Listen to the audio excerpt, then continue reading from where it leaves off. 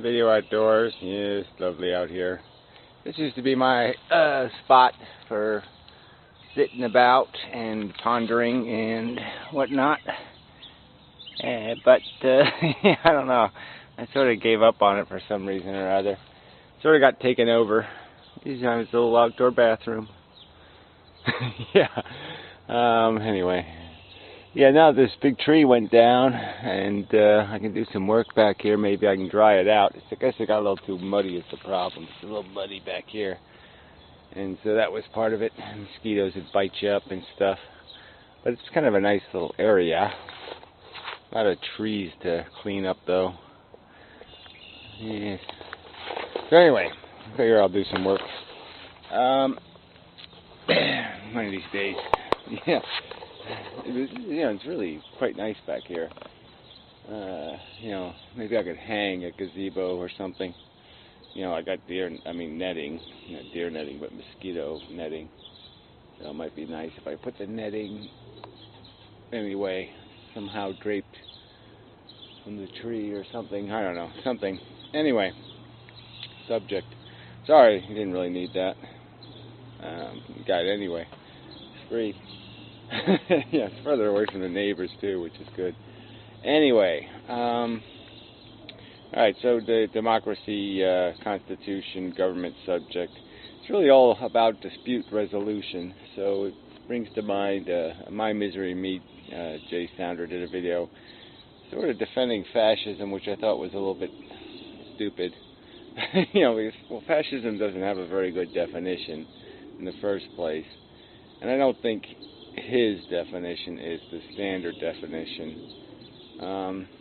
Fascism is basically elitism, government by elites, and government in a very negative elitist way, in the sense that we're going to tell everybody else how to live, kind of thing. And but like I said, it doesn't really have a good definition, but its definition is sort of the definition, I would argue, of another video I saw was Fringe Elements. And, he's pretty much a fascist. I mean, fascism is this idea of separation. We, the people with the power, will, control and screw any kind of democratic, majority-driven notions. So, I mean, anarchy is pretty much fascism. Because everything has to distill down to some kind of government. There always has to be some sort of dispute resoluter.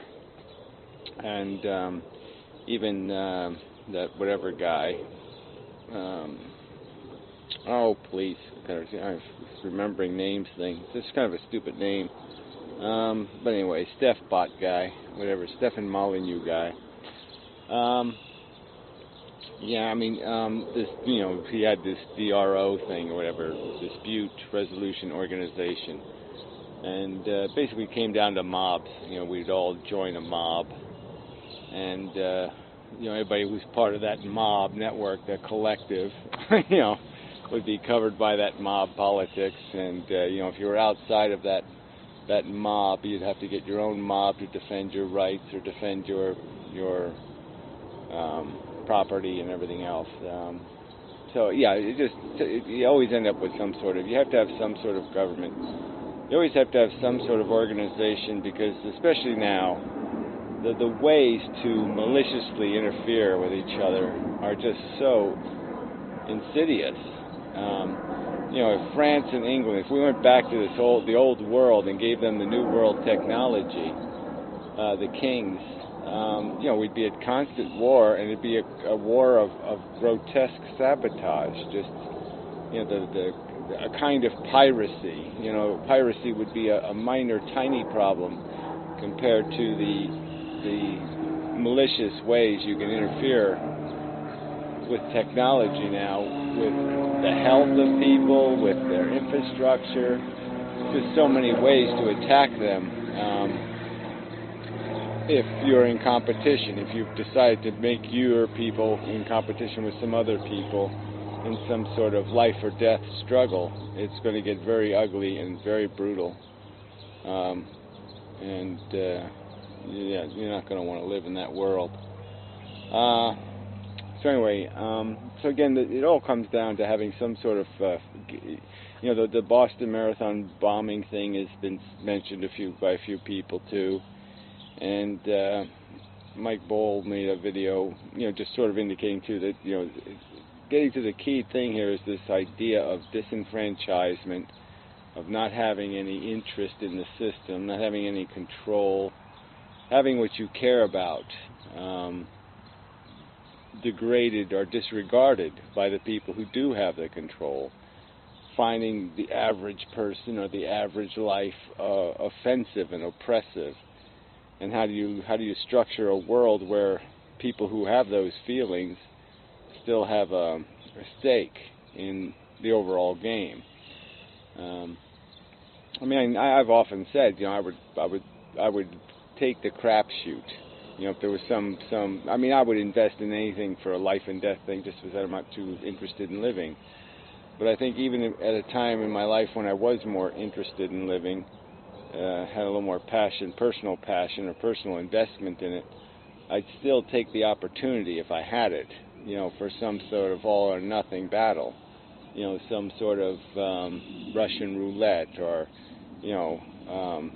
some straw picking or some lottery of some kind to decide a winner and a loser. Either we live in a progressive society or a regressive society. We just, because the compromise is no better than losing. Compromising with Republicans, compromising with capitalism, compromising with it is no better than losing to it. I mean, it's the same. It's too little a difference. And I think that's sort of what Jay was getting to. I mean, the problem with the anti-natalist or F-list philosophy built on top of any of these conversations is that, yeah, we only want to sustain civilization and the structure of civilization, long enough to get a graceful exit for the human race through civilization. Because without doing it through civilization, it will be uncivilized and messy and sloppy and all of that crap. So the idea would be to have, but it does sort of make the idea of coming up with some sustainable dispute resolution or some sustainable form of government irrelevant in that sort of context, because all you want to do is win once. And I suppose that's sort of what would, I mean, you could have a system of gambling or all or nothing or whatever. You have this system where the stakeholders go into the arena and one side wins and one side loses. And then you'd almost get a chance to fight again when your population regenerated, let's say. So let's say you went in on the issue of atheism versus religion. And we just said that either the religious people, you're going to have to convert to atheism or kill yourself. That's the deal. And the same for the atheist. You either convert to God or we kill you. And that would be the deal. One side wins, one side loses. Well, regardless of what side would win, eventually, the next generation would grow up and you'd have more atheists or more Christians or more whatever the thing is. I tend to say that I think it would be less likely in an atheist-driven world, majority, for people to become religious. I just don't think it would be very probable, because there would be absolutely no rational basis. It wouldn't be a popular thing anywhere. It wouldn't be seen as anything but primitive, crude, and stupid. It wouldn't be seen as anything but something an ignorant person would reach for. Wackiness, occult kind of thing. So it would be reduced to cultism. But let's say, and the converses in a religious world, I think it would be obvious that a lot of young people would grow up and say, this God thing doesn't make any sense. This is as silly, just as I did. I mean, it never made any sense. It was a silly story. It was preposterous, and it just made the world all that much scarier to think that the adults walking around don't know what the fuck they're talking about. They're talking to an invisible God in the sky that they never even met. A personal God who doesn't want to get personal at all. It's just doesn't completely nonsensical rubbish. So anyway, so the problem would be they'd regenerate, and so, but they'd have another chance to get to the battlefield and again draw the card and maybe win this time. And that kind of thing couldn't work with like the subject like ephilism or antinatalism, because obviously once we win, it's all over. You don't get to regenerate. You don't get to fight another day. So it would be the end of the game. And then, so in that sense, the other side wouldn't have much to lose in terms of resisting the decision made. And that's the problem here, is that too many people don't have anything to lose, and when you have nothing to lose, you're pretty dangerous, generally speaking. So anyway, I'd still say there are definite improvements to make to the systems that exist. That we can make a democracy that's so much better than the democracies we have on this planet now. The democracies we have are all rooted in geographic biases that are idiotic. Notions of paternalism, or whatever you want to call that. I mean, this nationalism, almost little city nationalisms, little egoisms that make no sense whatsoever. That just corrupt the whole idea of democracy by denying integrated, I can never say that word, integrated minorities from having any chance of achieving their justified voice, their fair share of the democracy. But yeah, you really do want. I mean, I can envision lots of ways to improve systems, debating systems and arguing systems, where you would, just have these constant challenges. Where even you could do it on YouTube, where two videos would be, randomly put into a slot, and people would watch the two videos and they'd rate the two videos, one better than the other, and you just do that kind of system until you get to a hierarchy or an argument, and the final rating is there's ways to be more fair and to be more original, and to require more depth, I guess, is another argument I'd argue. Very little accountability in the system that exists. People get to vote in secret, and they're voting so inspecifically. I mean, they're voting for a person to represent them, and so much of what's being represented isn't necessarily accurate, because it could just be about one issue that's important this year, and the guy could be totally wrong on 9 other points that the person finds important. So it'd be better if we could confine elections to specific jobs and specific agendas, to give the system a little more meaning. But I'm just saying there are lots of mechanisms to come up with a way to resolve disputes that are fair. And I think the most important element of fairness would be to have this platform. So the argument is very public. It's right there in everybody's face. And so when they rejected the better made argument, it's right there to be seen. And there's no denying it, that the people are being selfish, or they're being constant or greedy, or whatever the thing is, and they can be clearly accused of their crime, because quite obviously there was this simple, reasonable choice, and they chose the unreasonable. Anyway, the bottom line is this dispute is a problem for human beings. It's a problem that we live in the same world, see the same little bumblebee, or the same little flowers, or the same little, hear the same birds, and we somehow interpret that data differently. We react to it differently. And that difference is a huge problem. just creates alienation and violation, and our sensibilities end up kind of raped in a sense by those differences in perception. To use vegetarianism as an example, the casual cruelty of other people is just grotesque. This is no other word for it. And then characters like Fringe Element, that the overt racism is just so stupid, ignorant, and it's just so obnoxious to what you'd want to live with in terms of human beings, that we're going to be that petty.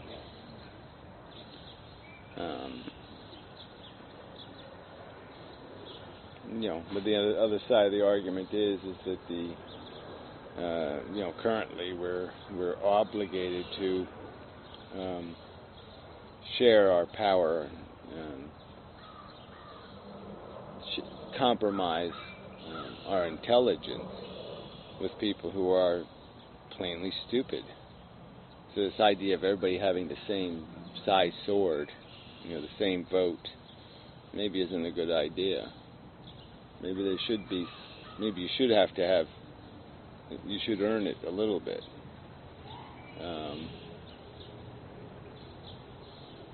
Maybe everything should just be earned. I mean, it would be a very good way to, a very good simple statement to make, that all power should be earned.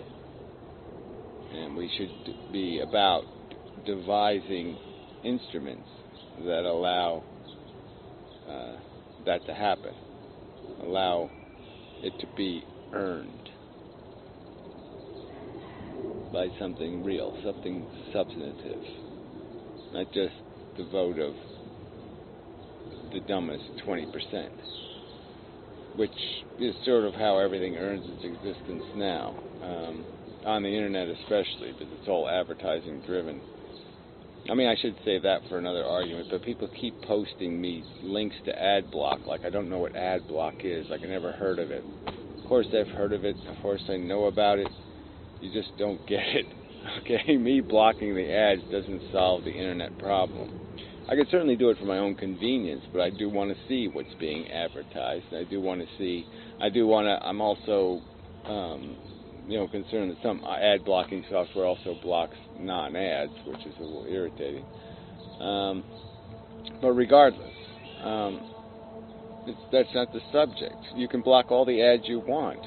The point is that's what is financing what's on the internet, and it's financing it by servicing people who are persuaded to buy things by ads, who get some sort of notion of changed behavior because of an ad. It works. Advertising works. And it works on a certain kind of people. And those are the only people who are going to be served if you block ads. Then you're just ensuring that those are the only people that will ever be served. So the content will be driven to that audience. And if you can't understand how that's the real threat here, blocking the ads doesn't solve the problem of advertising as the mechanism for generating its existence, because that just means that audience will drive the content as well. And that's the danger. And that's the danger of democracy and compromise, is that you have to compromise with people who aren't qualified, whose opinions are shit, who are voting for somebody because he doesn't have a beard, or because he has a child, or because of some other silly, stupid reason. And that's not good. And we should do better than that. And we need to do better than that. And such. Wow, this place is really a mess. Yeah, I really got to take some of this back. We used to have a path here, but I have to go the other way maybe. But all these prickers have come in here now too. We're getting rid of them. Anyway, gotta work on it. It is a nice place. So much to do, so few me's to do it, and such and so forth and what.